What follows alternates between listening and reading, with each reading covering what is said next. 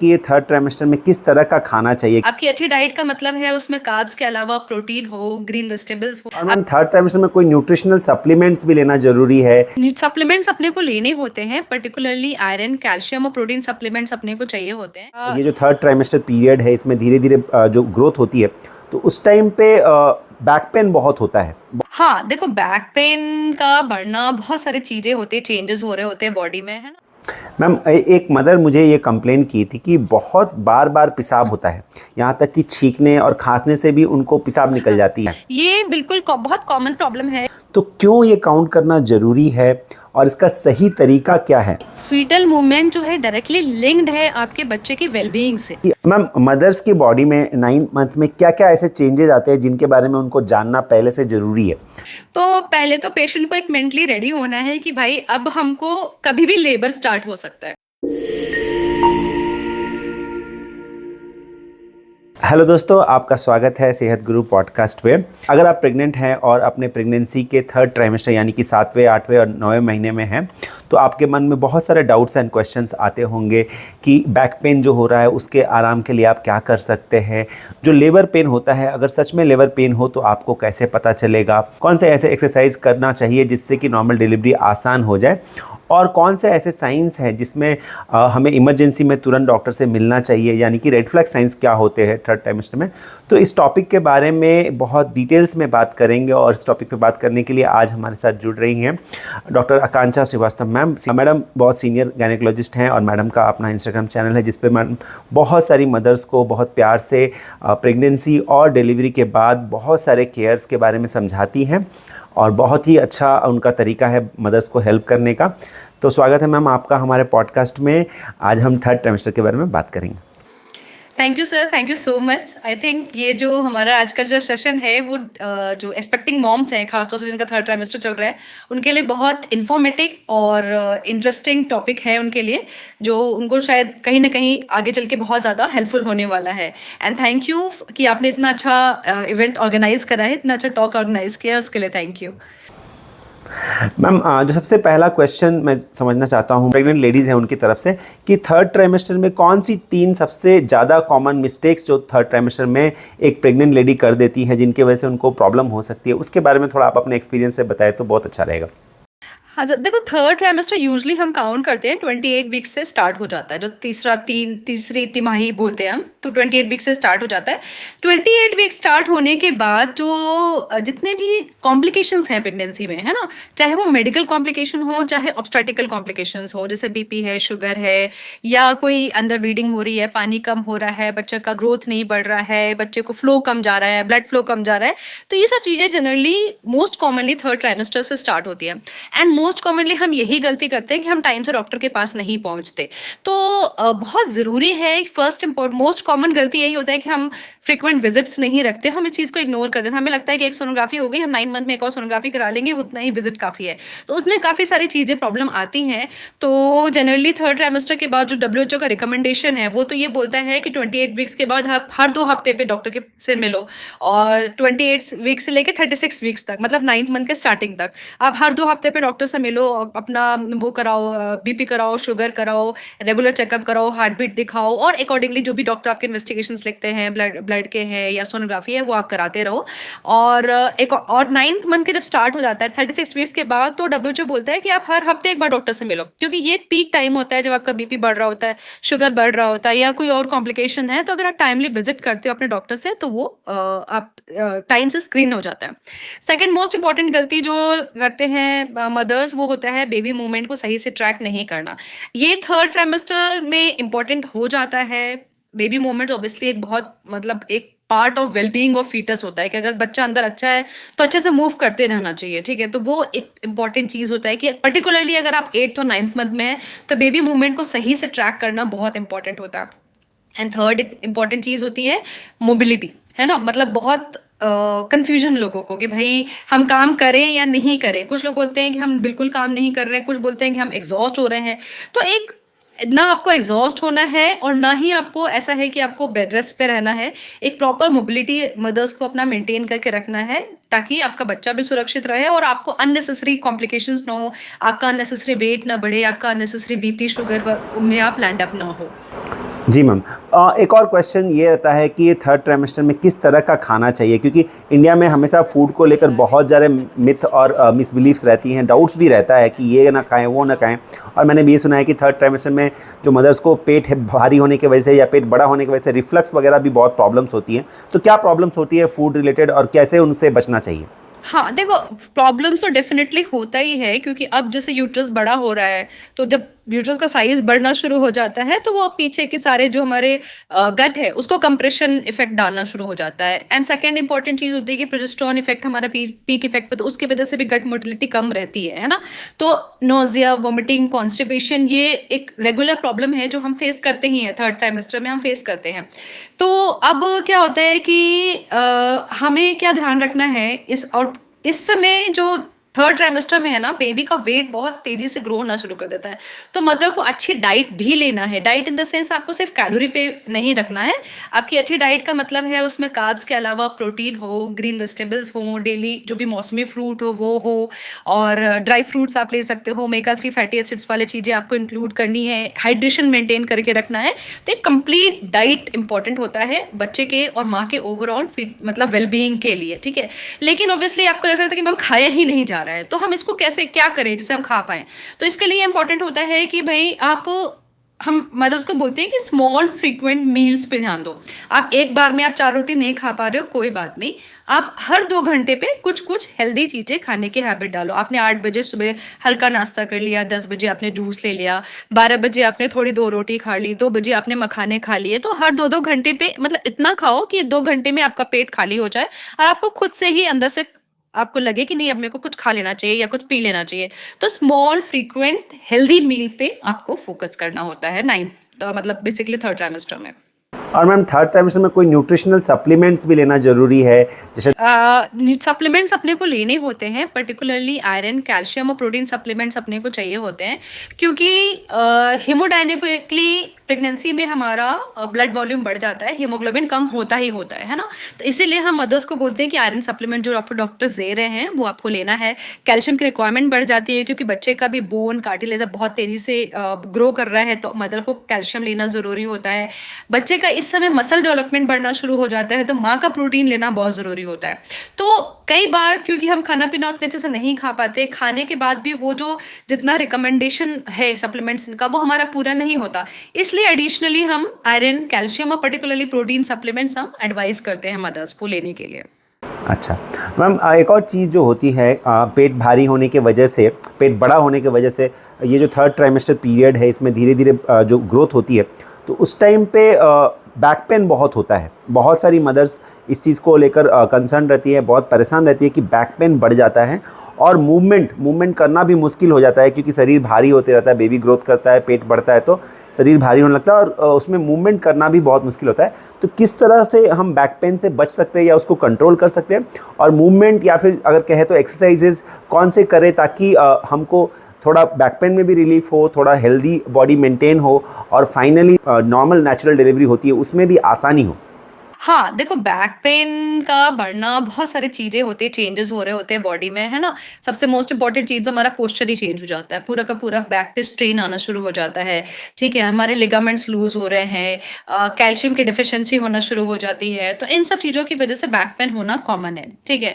अब हमें करना क्या है? Calcium supplements, vitamin D, calcium और मैग्नीशियम सप्लीमेंट जनरली आपको डॉक्टर एडवाइस करते ही हैं, वो हम ले रहे होते हैं। उसके अलावा मोस्ट इम्पॉर्टेंट चीज़ है हमारा पोजीशन। तो ऑब्वियसली प्रेगनेंसी की वजह से क्योंकि हमारा टमी आगे निकल जाता है तो बैक पे प्रेशर पड़ता है, लेकिन उसमें भी अगर हमको ध्यान रखना है कि जब हम चल रहे हैं तो जनरली हम क्या करते हैं, हम एज अ पीछे थोड़ा हमारा पोजीशन पे हमको ध्यान रखना है कि हमारा शोल्डर जो है ना वो स्ट्रेट लेवल पे हो, मतलब परपेंडिकुलर हो जमीन से, है ना? तो उससे भी क्या होगा, हमारा पोजीशन हम थोड़ा पोस्चर अपना मेंटेन कर सकते हैं। हमारा शोल्डर जो है वो परपेंडिकुलर होना चाहिए, पीछे के साइड नहीं होना चाहिए। जब हम कॉन्शियसली इस चीज़ को सोचें सोचेंगे और या फिर जब चलते समय ध्यान रखेंगे कि हमको शोल्डर स्ट्रेट रखना है, तो उसमें भी हमारा काफ़ी सारा इफेक्ट आ जाता है।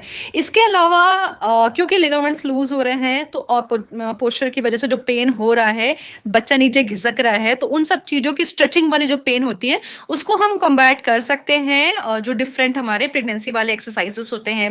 पर्टिकुलरली जैसे कि आप कीगल एक्सरसाइजेस स्टार्ट कर दीजिए, बटरफ्लाई एक्सरसाइजेस स्टार्ट कर दीजिए, स्क्वाट्स करना स्टार्ट कर दीजिए, पेल्विक टिल्ट्स होते हैं वो करना स्टार्ट कर दीजिए। तो इन सब से क्या होता है, एक स्ट्रेंथ मिलती है, हमारे मस्कुलर स्ट्रेंथ मिलती है, जो स्ट्रेचिंग अनड्यू स्ट्रेचिंग हो रही है वो कम हो जाता है हमारे तो वो सब जो स्ट्रेचिंग का पेन है, तो अगर हम ये एक्सरसाइजेस करना स्टार्ट कर देते हैं, कैट एंड काउ पोजीशन में थोड़ी देर रहना, तो ये सारे एक्सरसाइजेस जो होते हैं वो हमको बैक पेन से भी रिलीफ करते हैं, पेल्विक एरिया में जो अनड्यू पेन हो रहा है उससे भी रिलीफ करते हैं। और ये जो पर्टिकुलर 3-4 एक्सरसाइजेस हैं ना, जैसे बटरफ्लाई हो गया, स्क्वाट्स हो गया, पेल्विक टिल्ट्स हो गए and cat and cow position हो गया, ये सब क्या करते हैं, ये सब बेसिकली पेल्विक ओपनिंग एक्सरसाइजेस भी इसको हम बोलते हैं।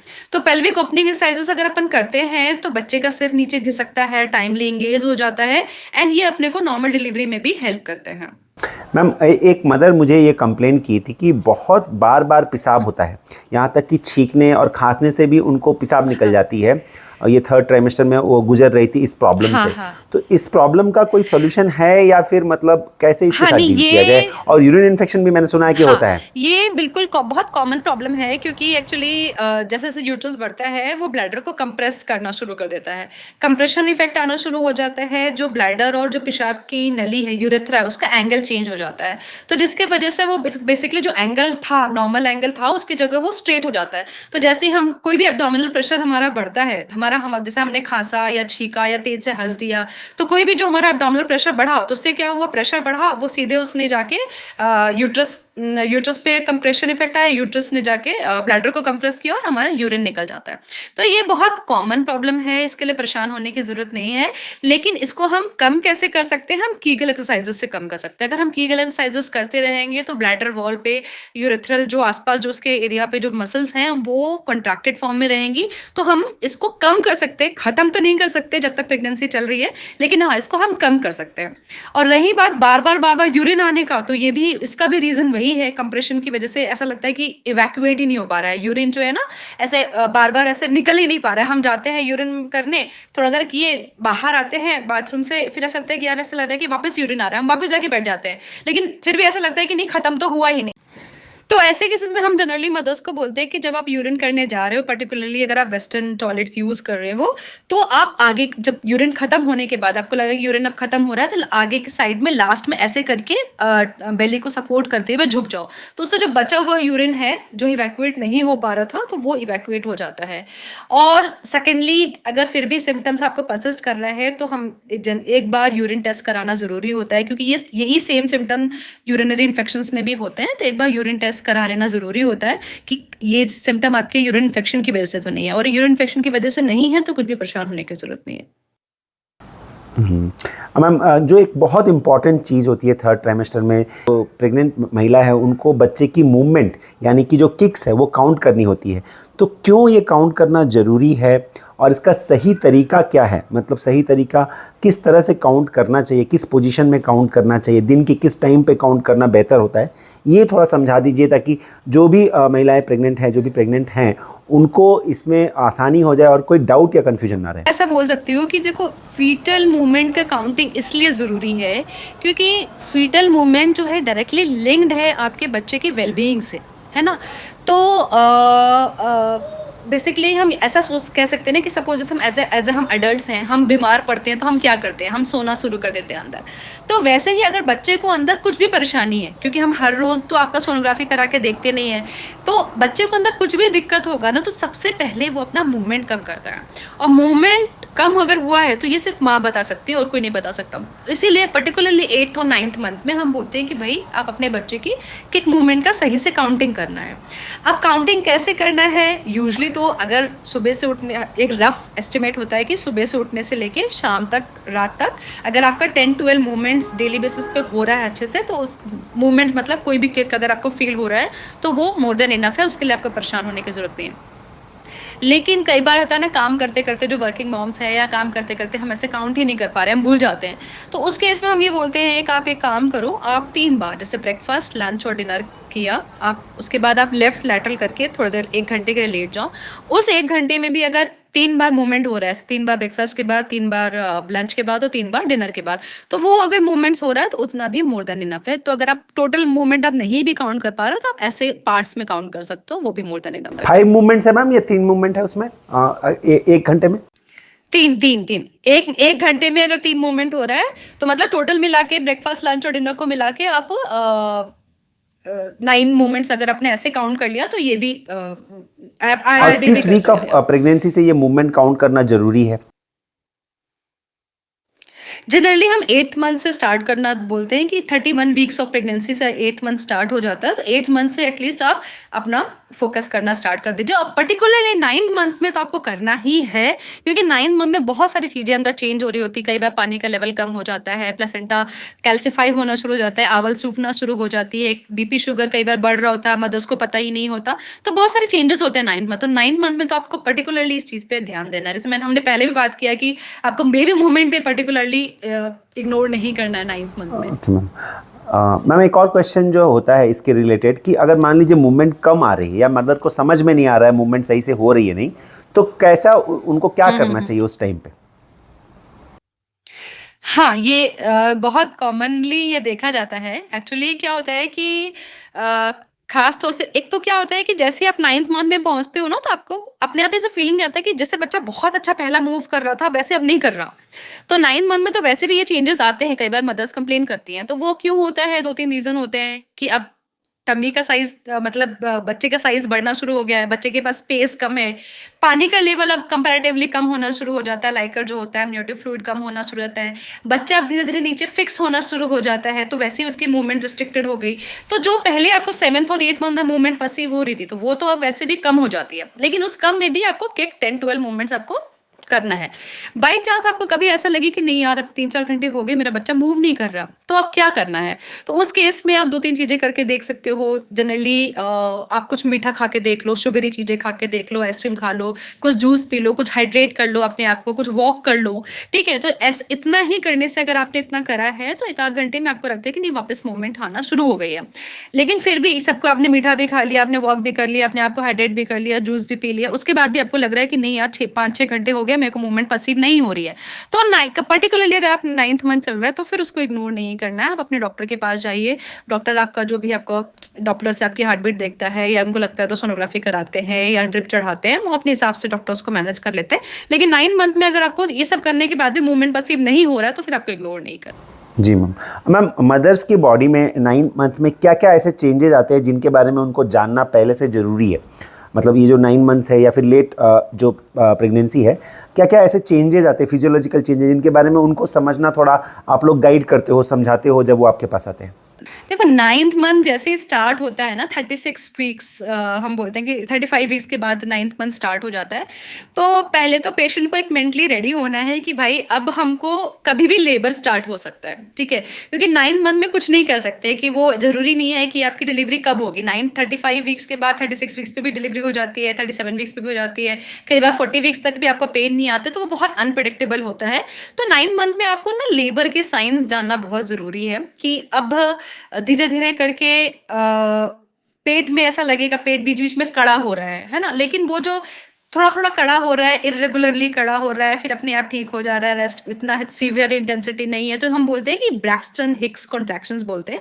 बेसिकली यूट्रस अब अपने आप को प्रिपेयर कर रहा होता है कि अब पेन लाना है, कॉन्ट्रैक्ट करना है, तो इस टाइप के irregular contractions, mild contractions start हो जाते हैं। तो हम पेशेंट को ये बोलते हैं कि अगर इस टाइप का कॉन्ट्रैक्शंस आए और चला जाए तो सब परेशान नहीं होना, ये होगा, ठीक है?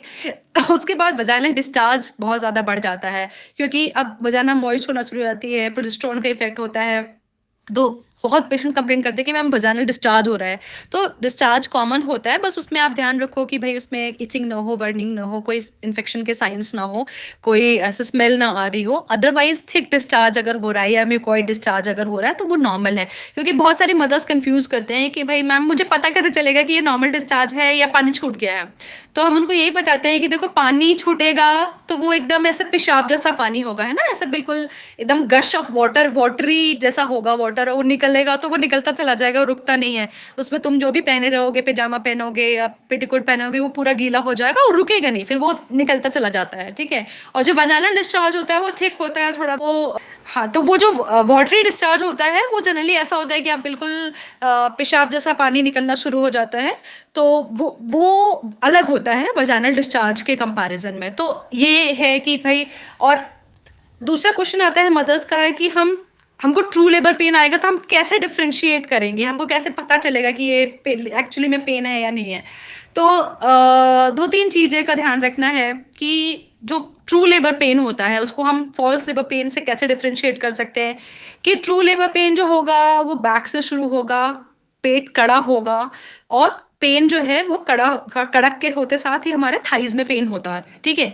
ये जो पेन है वो टाइम के साथ बढ़ेगा। अगर पहले 4 घंटे में आ रहा था तो फिर 3 घंटे में आएगा, आधे घंटे में आएगा, 15 मिनट में आएगा, 10 मिनट में आना शुरू हो जाएगा। उसकी इंटेंसिटी भी बढ़ती चली जाएगी। पहले बिल्कुल नॉर्मल था, हम बेयर कर पा रहे थे, धीरे धीरे ऐसा लगेगा नहीं मेरे से बेयर नहीं हो रहा, पेन ज़्यादा हो रहा है। उसका ड्यूरेशन भी बढ़ता जाएगा। पहले 15 सेकंड के लिए आ रहा था तो अब 30 मिनट के लिए, 30 सेकंड के लिए आएगा, 45 सेकंड के लिए आना शुरू हो जाएगा। तो इंटेंसिटी, ड्यूरेशन, फ्रीक्वेंसी, तीनों चीज़ें बढ़ना शुरू हो जाएंगी। अगर ट्रू लेबर पेन होगा, वो आप कुछ भी खा लो, पेन किलर खा लो, रेस्ट कर लो, वो जाएगा नहीं। तो ये ट्रू लेबर को हम ऐसे डिफ्रेंशिएट कर सकते हैं। फॉल्स लेबर पेन जो होगा, इरेगुलर कंट्रैक्शंस होते हैं, थोड़ा बहुत बैक में पेन होगा, आपने रेस्ट किया, कोई पेन किलर खाया तो वो चला जाता है। तो आप ऐसे डिफ्रेंशिएट कर सकते हो कि भाई ये ट्रू लेबर पेन है, अब मेरे को हॉस्पिटल पहुंचना चाहिए, ये फॉल्स लेबर पेन है, इसमें मेरे को कोई दिक्कत नहीं है, हम घर पे रेस्ट कर लेते हैं।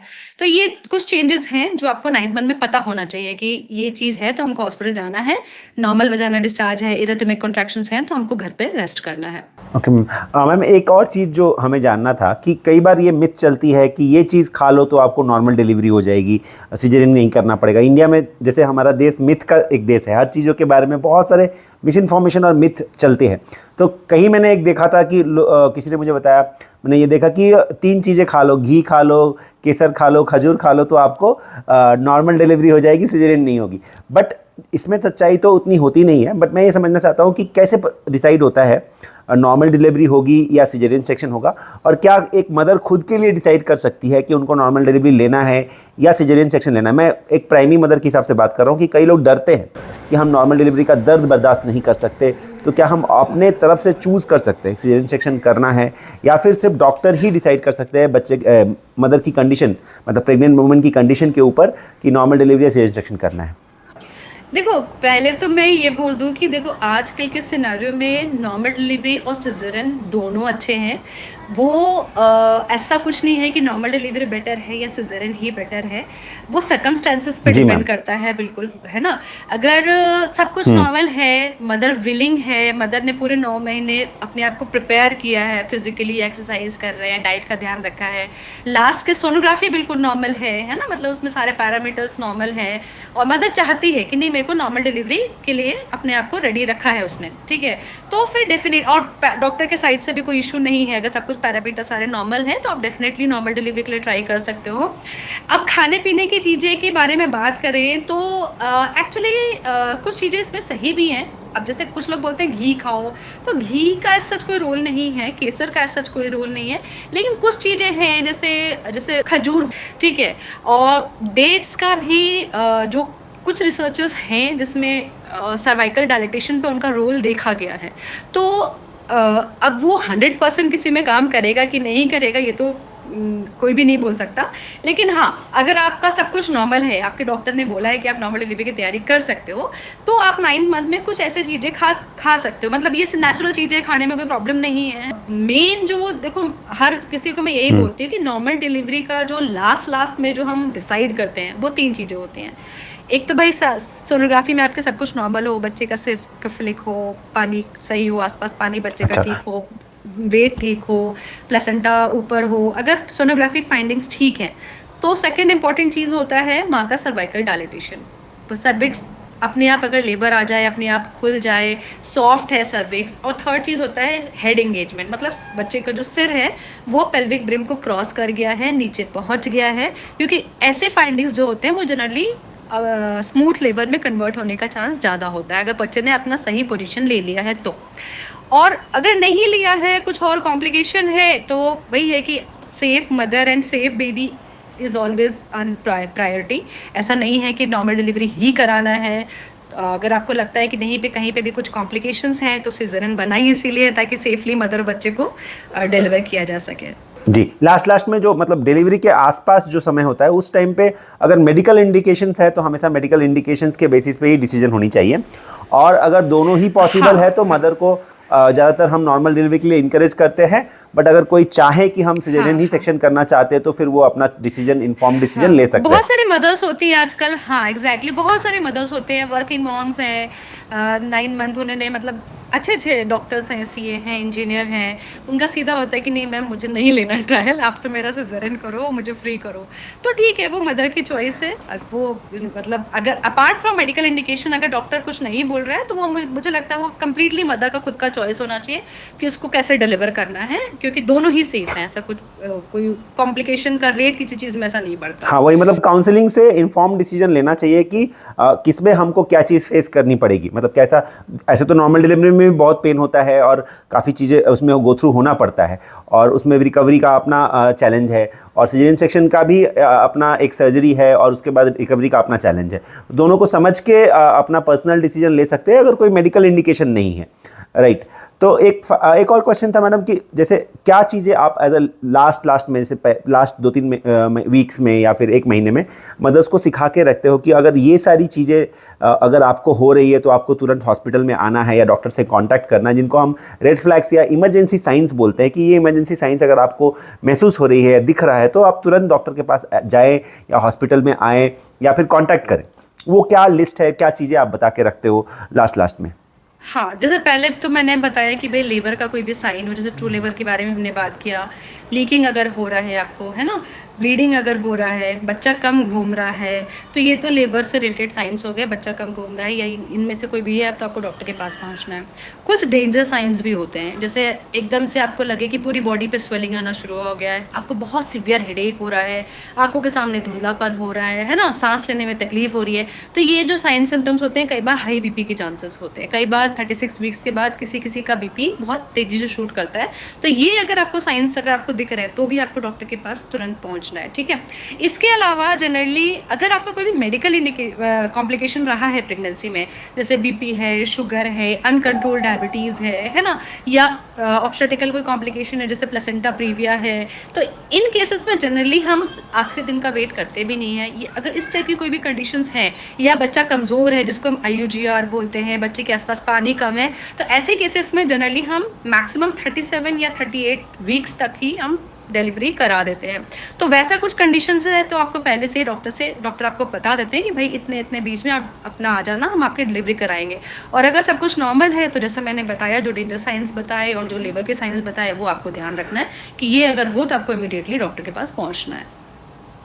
मैंने तो आजकल ये भी देखा है बैंगलोर में कई लोग एस्ट्रोलॉजी के हिसाब से इतने टाइम पे डिलीवरी कराते हैं, मतलब सन मून क्या करके डेट टाइम सब निकाल के डिलीवरी कराते हैं। मुहूर्त वाला सिज़ेरियन तो सर, हाँ मुहूर्त वाला सिज़ेरियन तो आजकल बहुत कॉमन है, लेकिन मुहूर्त वाले सिज़ेरियन में भी हम यही बोलते हैं कि भाई अगर सब कुछ नॉर्मल है आपका, मतलब कोई कॉम्प्लिकेशन नहीं है, मेडिकल कोई इंडिकेशन नहीं है, ऑब्स्टेट्रिकल कोई इंडिकेशन नहीं है, तो एटलीस्ट 38-39 वीक्स तक तो आप रुको। मतलब 38, क्योंकि अपने को भी पता है कि जो कंप्लीट टर्म होता है वो टर्म हम 39 वीक्स के आसपास ही बोलते हैं, है ना, ताकि बच्चे का माइलिनेशन एंड ऑल सब कुछ कंप्लीट हो चुका हो। तो अगर आप मुहूर्त वाला सिज़ेरियन करा भी रहे हो तो एटलीस्ट 38-39 वीक्स तक आपको रुकना चाहिए। अच्छा मैम, थैंक यू मैम, बहुत ही अच्छा ये इंटरेक्शन रहा, मुझे बहुत सारी चीज़ें समझ में आई। मैं आशा करता हूँ जो भी प्रेग्नेंट महिलाएं, प्रेग्नेंट लेडीज़ इस पॉडकास्ट को सुन रही थी उनको बहुत सारे डाउट्स क्लियर हो गए और उनको बहुत सारे ऐसी चीज़ों के बारे में पता चला जिनके बारे में उनको पहले से नहीं पता था, और होपफुली उनकी प्रेगनेंसी में ये चीज़ उनको बहुत मदद करेगी। Thank you once again ma'am हमें ज्वाइन करने के लिए, और आज का पॉडकास्ट एपिसोड हम यही समाप्त करते हैं। फिर मिलेंगे एक और नए एपिसोड के साथ। Thank you. वीडियो में दी गई सारी जानकारी और सुझाव सामान्य स्वास्थ्य जानकारी है और गेस्ट डॉक्टर द्वारा दिए गए सुझाव उनके निजी प्रोफेशनल ओपिनियन है। किसी भी सुझाव का उपयोग करने से पहले अपने डॉक्टर की एडवाइस या सहमति जरूर